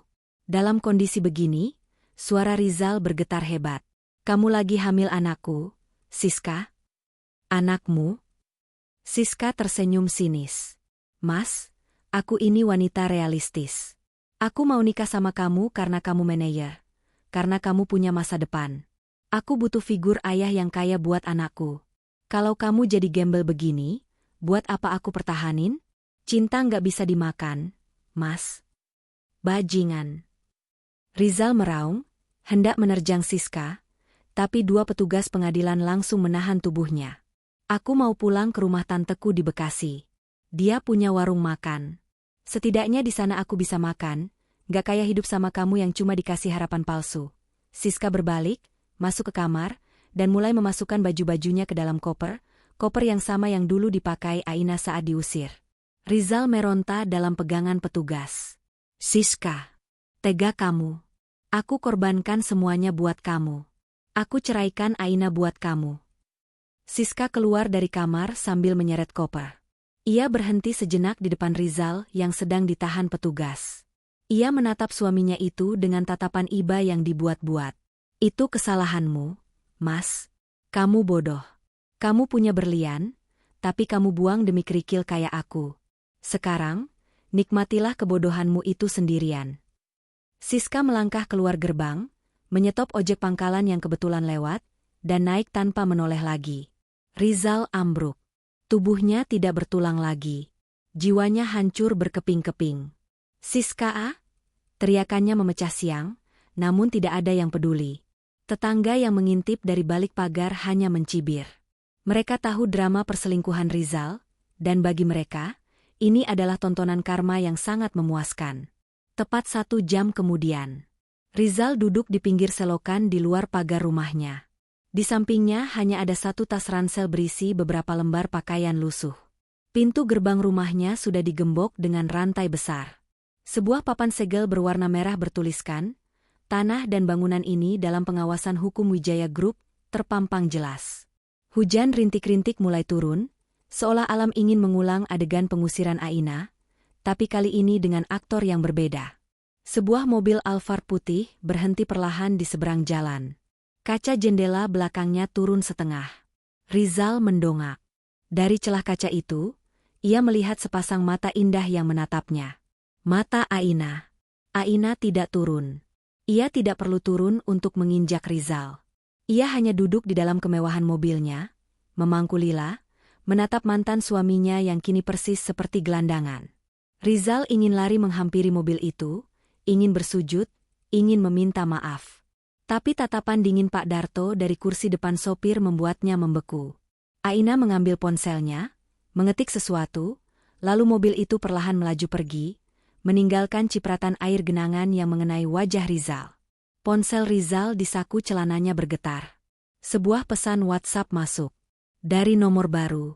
Aina, bagaimana rasanya hujan di luar pagar? Mas? Dingin? Sepi? Sakit? Simpan rasa itu. Itu adalah rasa yang kamu hadiahkan padaku dan Lila dulu. Sekarang, aku kembalikan hadiah itu utuh padamu. Selamat menikmati hidup barumu.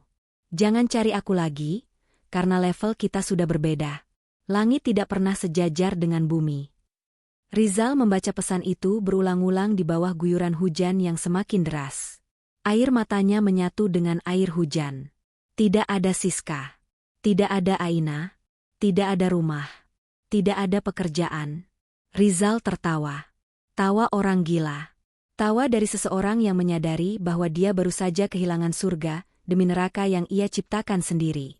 Sementara itu, di dalam ojek yang membawanya pergi, Siska mengelus perutnya. Wajahnya tegang. Dia berbohong soal tantenya di Bekasi. Tante itu tidak ada. Dia tidak punya tujuan. Ayahnya sudah memblokir nomornya. Uangnya di dompet tinggal 100.000.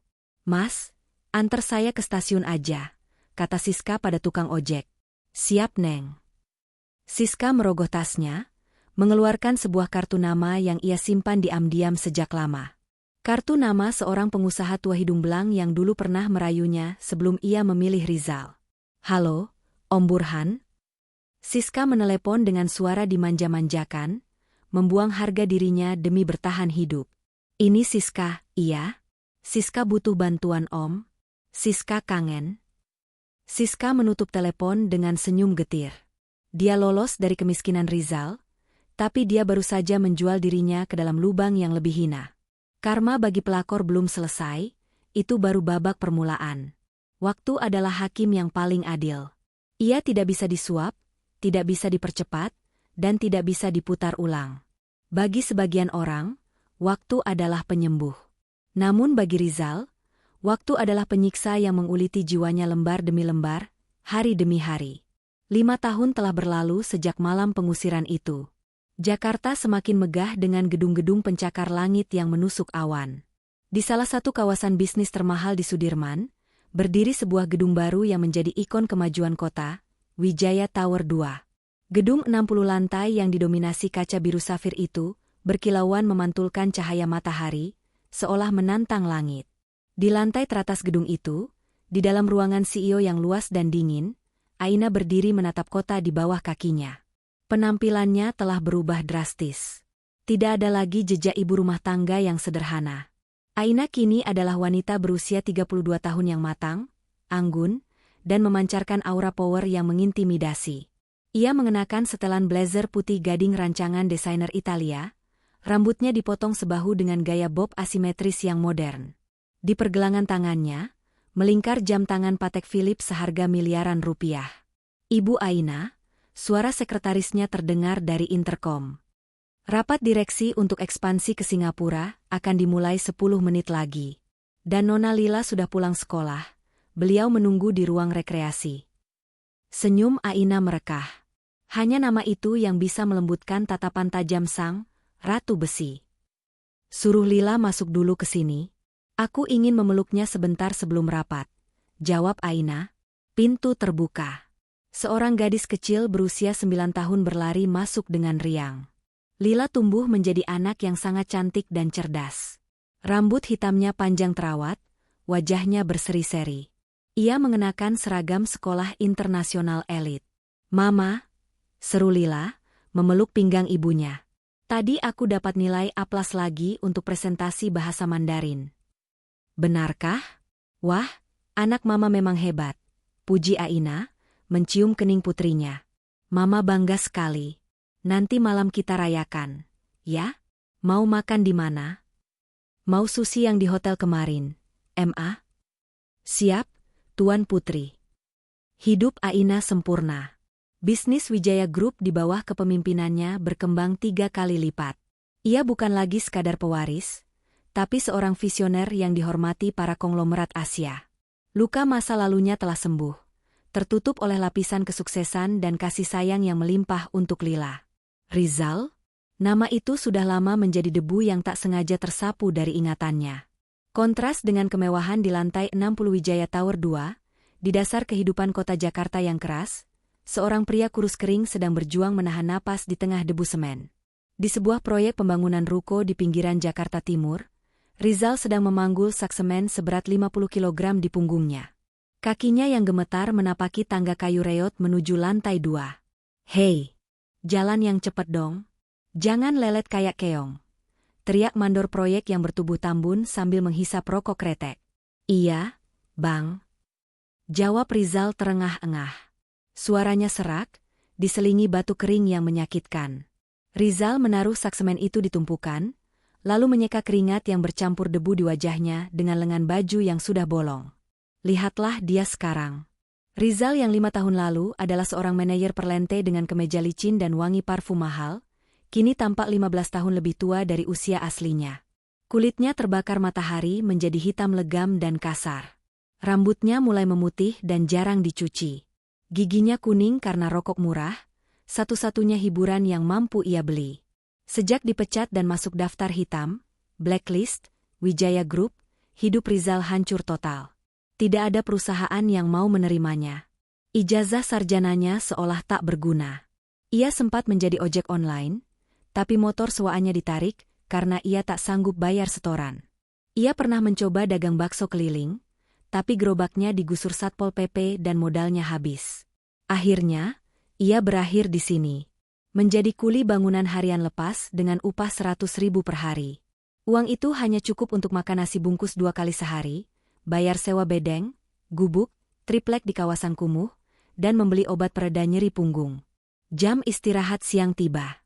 Para kuli duduk bergerombol di bawah pohon seri, membuka nasi bungkus mereka. "Zal, muka lu pucat amat hari ini," tegur Udin, kuli asal Jawa Tengah yang menjadi satu-satunya teman Rizal di sana. "Sakit lu?" Rizal menggeleng lemah sambil membuka bungkusan nasinya. Nasi itu keras, dengan lauk tempe orek dan sayur nangka yang sudah dingin. Jauh sekali dari memori lidahnya tentang rendang daging buatan Aina atau steak wagyu yang pernah ia impikan. Cuma masuk angin, Din, dusta Rizal, padahal dadanya terasa sesak setiap malam. "Lu ngelamun mulu. Mikirin apa sih, bini?" tanya Udin. Rizal tersenyum pahit. "Mantan bini." "Yang mana? Yang kabur sama om-om itu?" Rizal mengangguk samar. Setelah Siska meninggalkannya 5 tahun lalu, Rizal sempat mendengar kabar burung. Siska menjadi simpanan Pak Burhan, tapi hanya bertahan 6 bulan sebelum dibuang karena Pak Burhan bosan dan menemukan daun muda yang lebih segar. Kabar terakhir yang Rizal dengar, Siska terlilit utang pinjaman online dan menjadi buronan debt collector. Sungguh pasangan yang serasi dalam kehancuran. Tapi bukan Siska yang dirindukan Rizal. "Bukan dia, Din," gumam Rizal. "Gue kangen anak gue, dan ibunya anak gue yang pertama." "Lah, kenapa dulu lu cerain?" Rizal menatap butiran nasi di tangannya. Matanya berkaca-kaca. "Karena gue bodoh, Din. Gue punya berlian di tangan, tapi gue buang karena gue silau sama pecahan beling. Sekarang, gue cuma bisa makan tanah." Obrolan mereka terhenti ketika suara sirene mobil polisi Forager terdengar meraung-raung mendekati lokasi proyek.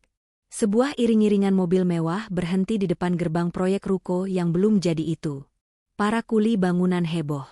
Mandor berteriak panik. "Woi, rapikan baju kalian. Pakai helm proyek. Bos besar datang. Investor utama mau sidak." Rizal dengan malas memakai helm kuningnya yang kotor. Ia tidak peduli siapa investornya. Ia hanya ingin kerja, dapat uang, lalu tidur. Dari mobil Alphard putih keluaran terbaru, turunlah beberapa orang berpakaian rapi. Di tengah-tengah mereka, dikawal oleh ajudan berbadan tegap, berjalan seorang wanita dengan kacamata hitam dan blazer putih gading. Ia tampak seperti dewi yang turun ke kubangan lumpur. Jantung Rizal berhenti berdetak.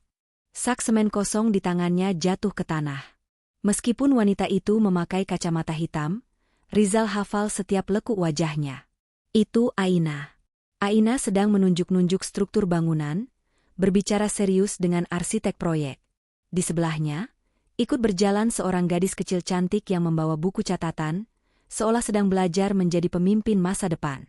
Itu Lila." Suara Rizal tercekat di tenggorokan. Lila sudah begitu besar. Tinggi, cantik, bersih. Sepatu sneakers putih yang dipakai Lila mungkin harganya setara dengan gaji Rizal selama setahun menjadi kuli. Kerinduan yang membuncah mengalahkan rasa malu dan akal sehat Rizal. Tanpa sadar, kakinya melangkah maju, menerobos barisan kuli lain yang sedang menunduk hormat. "Lila," panggil Rizal. Suaranya serak dan pelan, kalah oleh deru mesin molen.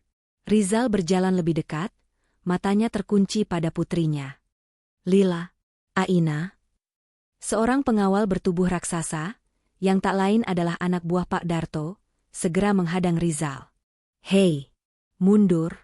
Jangan dekat-dekat," bentak pengawal itu, mendorong dada Rizal hingga Rizal terhuyung ke belakang dan jatuh terduduk di atas tumpukan pasir. Kehebohan itu menarik perhatian Aina dan Lila. Mereka menoleh. Aina membuka kacamata hitamnya. Mata indahnya menyipit, menatap sosok dekil yang terjatuh di pasir itu. Selama beberapa detik, tidak ada ekspresi di wajah Aina. Hanya tatapan dingin dan analitis. Lila memiringkan kepalanya, menatap Rizal dengan bingung. "Mama, siapa orang itu? Kenapa dia kotor sekali?" Pertanyaan polos Lila itu bagaikan belati yang menancap tepat di jantung Rizal. Darah dagingnya sendiri tidak mengenalinya. Rizal berusaha bangkit, tangannya gemetar menggapai ke arah mereka. "Lila, ini ayah. Nak, ini ayah." Lila mundur selangkah, bersembunyi di balik punggung Aina. Wajahnya ketakutan.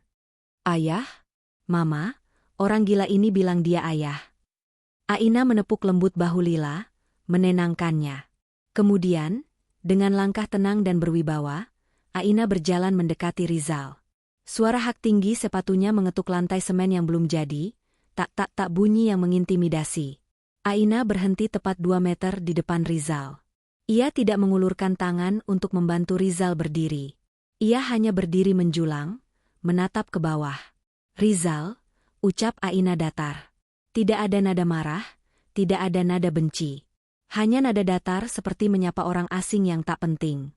Rizal mendongak, air matanya membuat jalur putih di pipinya yang berdebu. "Aina, lihat aku. Nah, aku hancur. Aku menderita. Aku kuli bangunan sekarang, tolong aku, nah. Demi Lila." Aina tersenyum tipis. Sangat tipis. "Lila tidak butuh apa-apa darimu, Rizal. Dia punya segalanya. Dia punya kasih sayang, dia punya masa depan, dan dia punya ayah." Aina memberi jeda yang menyiksa. "Sosok ayah dalam dirinya adalah kakek Wijaya, bukan kamu." "Tapi aku ayah kandungnya," seru Rizal putus asa. "Ayah kandung?" Aina tertawa kecil. Ayah kandung tidak membuang anaknya saat hujan badai. Ayah kandung tidak membiarkan anaknya kelaparan demi membelikan gaun untuk pelakor. Hakmu sebagai ayah sudah mati saat kamu menutup pintu gerbang rumah itu 5 tahun lalu." Rizal menangis terseduh-seduh di hadapan puluhan kuli lain yang menonton dengan bingung. Kehancuran harga dirinya sudah mencapai titik nadir. Aina membuka tas Hermesnya. Ia mengeluarkan dompet, mengambil beberapa lembar uang merah, 5 lembar 100 ribuan. Dengan gerakan yang sangat pelan dan menghina, Aina menjatuhkan uang itu ke atas pasir, tepat di depan lutut Rizal. "Ambillah," kata Aina. "Anggap saja ini sedekah Jumat dari Wijaya Group. Atau anggap ini, tip untuk pekerja yang terlihat menyedihkan. Belilah obat untuk batukmu itu." Suaranya mengganggu telingaku. "Nah, kamu tega? Tega?" Aina membungkuk sedikit, berbisik tajam. "Ini belum seberapa dibanding rasa sakitku 5 tahun lalu. Bersyukurlah aku tidak menyuruh pengawal menyeretmu keluar. Nikmati hidupmu, Rizal. Nikmati setiap detik penyesalanmu sampai kamu menutup mata." Aina kembali menegakkan tubuhnya, memakai kacamata hitamnya lagi, lalu berbalik badan. "Ayo, Lila. Kita pergi. Di sini terlalu berdebu, tidak baik untuk paru-parumu," ajak Aina. "Iya, Ma." Lila menggenggam tangan ibunya, lalu menoleh sekilas pada Rizal. Tatapan Lila bukan tatapan benci, melainkan tatapan kasihan. Tatapan yang biasa diberikan orang kaya pada pengemis di jalanan. "Dah, Paman," ucap Lila polos, melambaikan tangan kecilnya. Rizal mematung. Panggilan, Paman, itu adalah paku terakhir yang menyegel peti mati jiwanya.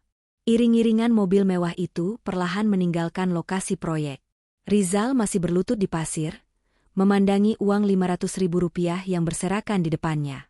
Teman-teman kulinya mulai berbisik-bisik, tapi tak ada yang berani mendekat. Rizal memungut uang itu dengan tangan gemetar. Ia membencinya. Ia membenci uang ini. Tapi perutnya lapar. Punggungnya sakit. Ia butuh uang ini untuk bertahan hidup 1 minggu lagi. Dengan air mata bercucuran, Rizal meremas uang pemberian mantan istrinya itu dan memasukkannya ke saku celana kotornya. "Ya Tuhan!" Raungnya pelan, kepalanya membentur tanah. "Inikah nerakaku?" Di kejauhan, dari balik jendela mobil yang berlalu, Aina tidak menoleh ke belakang lagi. Baginya, bab tentang Rizal sudah benar-benar selesai. Pria itu bukan lagi musuh. Dia hanyalah serangga kecil yang terlindas roda nasib. Namun, di sudut kota Jakarta yang lain, Di sebuah gang sempit yang gelap dan bau, ada satu lagi, serangga, yang nasibnya tak kalah mengenaskan. Siska. Dan takdir, dengan selera humornya yang kelam, sedang menyusun rencana untuk mempertemukan dua pecundang ini satu kali lagi untuk penutup yang tragis. Malam semakin larut di sudut kota Jakarta yang kumuh. Lampu-lampu jalan berkedip redup, seolah enggan menerangi lorong-lorong sempit yang dipenuhi bau sampah basah. Rizal berjalan menyeret kakinya yang terasa berat. Di saku celananya, uang Rp500.000 pemberian, Aina terasa panas membakar kulit paha. Uang itu adalah simbol harga dirinya yang telah digadaikan. Ia merasa lapar, tapi selera makannya hilang. Ia merasa lelah, tapi matanya enggan terpejam. Langkah Rizal terhenti di depan sebuah warung tenda pecel lele di pinggir jalan raya. Sebuah televisi tabung tua diletakkan di atas meja kasir, menyiarkan berita malam dengan volume keras. Rizal berniat membeli nasi uduk, namun matanya terpaku pada sosok yang duduk bersimpuh di samping gerobak sampah, tak jauh dari warung itu. Sosok itu adalah seorang wanita. Pakaiannya lusuh. Daster batik yang warnanya sudah pudar dan sobek di bagian bahu. Rambutnya acak-acakan, kusam seperti ijuk. Ia sedang mengorek-ngorek tumpukan sisa makanan dari pembuangan warung, mencari sisa ayam atau lele yang masih layak dimakan. Rizal merasa familiar dengan punggung itu. Ia mendekat perlahan, jantungnya berdegup tidak nyaman. "Bu, minggir Bu, jangan ngalangin jalan," usir pemilik warung sambil menyiramkan air bekas cucian piring ke dekat wanita itu. Wanita itu terlonjak kaget. Wajahnya menengadah. Cahaya lampu neon warung menyorot wajahnya yang tirus. Matanya yang cekung dikelilingi lingkaran hitam, dan kulitnya yang kasar penuh bintik matahari. "Siska?" bisik Rizal, suaranya tercekat. Wanita itu menyipitkan mata, menatap Rizal. Selama beberapa detik, tidak ada pengakuan di matanya. Namun perlahan, ekspresi kaget muncul, diikuti rasa malu yang luar biasa. Ia berusaha menutupi wajahnya dengan tangan yang kotor. "Jangan lihat," cicit Siska serak. Rizal lemas. Kakinya tak kuat menopang tubuh. Ia berjongkok di hadapan wanita yang 5 tahun lalu begitu ia puja, wanita yang membuatnya rela membuang istri solehah seperti Aina. Wanita yang dulu merengek minta gaun 25 juta, kini mengais sampah demi tulang ayam. "Apa yang terjadi padamu?" tanya Rizal pelan. Siska menurunkan tangannya. Air mata meleleh di pipinya yang kotor. "Karma, Mas. Ini semua karma." Rizal mengajak Siska duduk di bangku panjang di trotoar yang agak gelap, menjauh dari warung. Ia membeli 2 bungkus nasi uduk dan memberikannya pada Siska. Siska memakannya dengan lahap, seolah sudah berhari-hari tidak bertemu nasi. Rizal hanya menatapnya dengan perasaan campur aduk, jijik, kasihan, dan penyesalan. "Anak kita mana?" tanya Rizal ragu-ragu setelah Siska selesai makan. Kunyah Siska terhenti. Ia menunduk dalam-dalam. Bahunya berguncang. "Nggak ada, Mas," bisiknya. "Aku keguguran 2 bulan setelah ninggalin kamu. Aku stres, dikejar utang, nggak punya tempat tinggal. Aku pendarahan di kamar mandi umum terminal. Bayinya laki-laki, dia pergi." Rizal memejamkan mata. Rasa sakit menghantam dadanya. Anak laki-laki yang ia damba-dambakan, alasan utamanya menikahi Siska, bahkan tidak pernah melihat dunia. "Terus, Pak Burhan?" tanya Rizal lagi. Siska tertawa getir, tawa yang terdengar seperti pecahan kaca. "Burhan? Dia cuma pakai aku sebentar. Begitu dia bosan, dia buang aku kayak sampah. Dia jebak aku pakai utang. Aku terpaksa kerja jadi, kamu tahulah, Mas. Jadi wanita malam di pinggiran rel kereta. Tapi sekarang aku sakit-sakitan, udah nggak laku. Bapakku meninggal karena serangan jantung setahun lalu, ibuku nggak mau ngakuin aku lagi. Aku sendirian." Siska menatap Rizal, menatap pakaian kuli bangunannya yang kotor. "Kamu juga hancur ya, Mas?" tanya Siska. "Hancur lebur," jawab Rizal kosong. "Aku jadi kuli. Gajiku cuma cukup buat napas. Tadi siang aku ketemu Aina." "Aina?" Mata Siska membelalak. Dia gimana?" Rizal tidak menjawab. Ia hanya menunjuk ke arah televisi di warung pecel lele. Di layar kaca itu, sebuah acara live sedang berlangsung. Night of Excellence Awards 2030. Kamera menyorot panggung megah bertabur cahaya. Seorang pembawa acara wanita tersenyum lebar. Dan penghargaan untuk CEO wanita paling berpengaruh di Asia tahun ini jatuh kepada Ibu Aina Wijaya, CEO Wijaya Group. Tepuk tangan membahana di TV. Aina berjalan naik ke panggung. Ia mengenakan gaun malam berwarna emas yang elegan, wajahnya bersinar cantik, jauh lebih cantik daripada saat ia masih muda. Aura kebahagiaan menyelimuti dirinya. Di samping panggung, kamera menyorot barisan pendamping Aina. Ada Lila yang sudah remaja, bertepuk tangan bangga. Dan di samping Lila, berdiri seorang pria gagah, tampan, dan berwibawa, seorang dokter spesialis jantung ternama yang dikabarkan akan segera meminang Aina. Rizal dan Siska menonton dalam diam dari trotoar yang bau. Di layar, Aina memberikan pidato singkat. Penghargaan ini saya dedikasikan untuk masa lalu saya. Ucap Aina di TV, suaranya jernih dan tegas. Terima kasih kepada rasa sakit, pengkhianatan, dan air mata yang pernah singgah. Tanpa kalian, saya tidak akan belajar untuk bangkit dan menemukan nilai diri saya yang sesungguhnya. Dan untuk putriku, Lila, serta tunanganku, Dr. Adrian, kalian adalah rumahku. Aina tersenyum, mengangkat pialanya. Pria tampan di samping panggung itu membalas senyuman Aina dengan tatapan penuh cinta. Tatapan yang dulu pernah Rizal miliki, tapi ia sia-siakan. Di trotoar, Siska menangis terseduh-seduh. Dia menang, Mas. Dia menang telak. Kita cuma debu. Rizal menatap layar TV itu sampai wajah Aina menghilang digantikan iklan. Hatinya terasa kosong melompong. Tidak ada lagi rasa iri, tidak ada lagi kemarahan. Hanya ada penerimaan yang menyakitkan bahwa ia adalah arsitek dari kehancurannya sendiri. Ini hukuman kita, Siska, gumam Rizal. Kita menghancurkan rumah orang. Sekarang kita tidak punya rumah. Malam itu, di bawah langit Jakarta yang mendung, dua manusia yang pernah saling mencintai karena nafsu dan keserakahan itu duduk bersisian. Terpisah nasib dari sang dewi yang mereka sakiti. Rizal dan Siska tidak kembali bersama. Mereka tahu, kebersamaan mereka hanya akan saling mengingatkan pada dosa. Setelah nasi bungkus itu habis, mereka berpisah jalan ke arah yang berbeda, kembali ke lubang derita masing-masing, membawa penyesalan yang akan mereka bawa sampai mati. 1 bulan kemudian, pesta pertunangan Aina digelar secara tertutup dan intim di taman belakang Istana Cempaka. Lampu-lampu gantung menghiasi pepohonan, alunan musik jazz lembut mengalun di udara. Aina berdiri di balkon lantai 2, memegang segelas jus jeruk. Ia memandang ke bawah, melihat Lila sedang tertawa lepas bersama calon ayah barunya, Dr. Adrian. Pria itu begitu sabar mendengarkan cerita Lila. Tidak seperti Rizal yang dulu selalu membentak jika Lila rewel. Melamun, Nona, suara berat kakek Wijaya membuyarkan lamunan Aina. Kakek Wijaya, meski kini duduk di kursi roda karena faktor usia, matanya masih tajam. Tidak, kek. Hanya bersyukur. Aina tersenyum, berlutut di samping kursi roda kakeknya dan memegang tangan keriput itu. Terima kasih, kek. Karena sudah menjemput Aina di halte malam itu. Kalau kakek tidak datang. SSTT, potong kakek Wijaya lembut. Kamu darah daging kakek. Harimau tidak akan membiarkan anaknya dimakan hiena.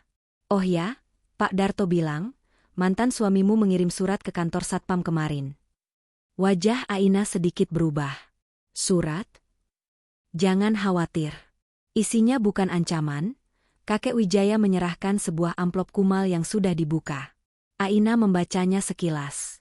Tulisan tangan Rizal yang berantakan dan bekas noda air mata di kertas itu.